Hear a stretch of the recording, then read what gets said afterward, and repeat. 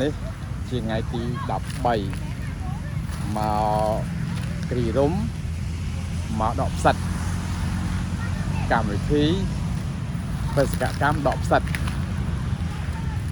ណាមើលហើយអូឥឡូវពងចូលព្រៃនេះអូកូនអើយប្រយ័ត្នប្រយែងមើលកំមើម្លងផុត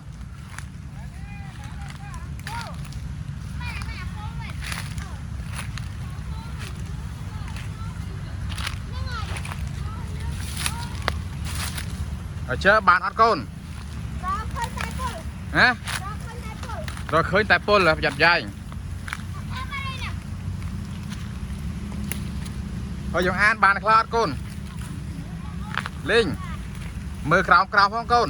មើលក្រោម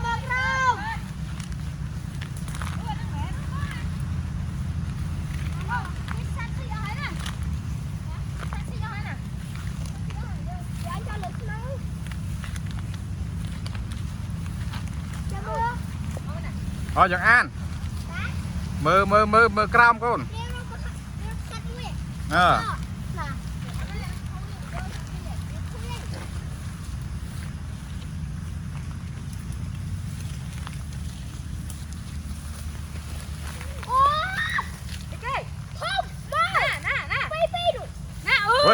ចាំមើលនេះអូ my god នេះថតមួយអូយកូនបាត់កតុយអត់បាត់គោលចឹងនេះ